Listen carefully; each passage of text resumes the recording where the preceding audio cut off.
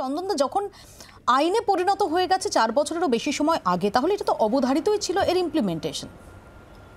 তাহলে এর মধ্যে কেন উদ্দেশ্য দেখছেন? এটা কি সত্যি আইনে পরিণত হয়েছে, নাকি এখনো কনস্টিটিউশন বেঞ্চে এটা আগে তার একটা পরীক্ষা হবে যে আদৌ এটা আইনসম্মত হতে পারবে কিনা? রাষ্ট্রপতির স্বাক্ষর হয়ে গেছে, সেটা 2019-এর 12 ডিসেম্বর আলোচনা 2 কক্ষে পাশ হওয়ার পর রাষ্ট্রপতির স্বাক্ষর হয়ে গেছে। আমার নিজের মনে হয় আমি প্রথমেই যেটা বলার চেষ্টা করেছিলাম যে এনআরসি ছাড়া সিএএ কোনো মানে নেই। 2 নম্বর হচ্ছে এগুলো সবই এই যাবতীয় সমস্যা থেকে চোখ ঘোরানোর খেলা, আর কিচ্ছু না। এবং এটা যদি লাগু করতে হয় তাহলে তো আমার মনে হয় এলকে আদবানি থেকে শুরু করতে হবে।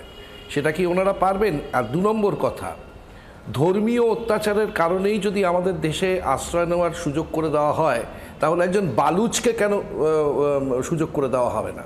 কারণ সেও অসম্ভব অত্যাচারিত হচ্ছে সে দেশে, তা সে আমাদের এখানে শরণার্থী হয়ে আসতে পারবে না কেন? এমনকি বাংলাদেশের প্রচুর মানুষ আছেন যারা তথাকথিতভাবে গণতন্ত্রের কথা বলেন, তারা প্রচণ্ড অত্যাচারিত হচ্ছেন, তারা কেন আমাদের এখানে আসতে পারবেন না?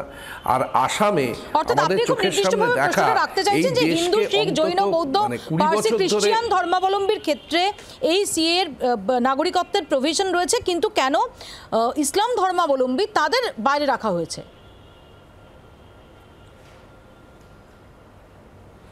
2 নম্বর কথা হচ্ছে এই যে যিনি বললেন এই তাসলিমা নাসরিনের কথা, উনি আমার সম্পর্কে না জেনেই কথাটা বললেন, আমি প্রতিবাদ করেছিলাম সেই সময়।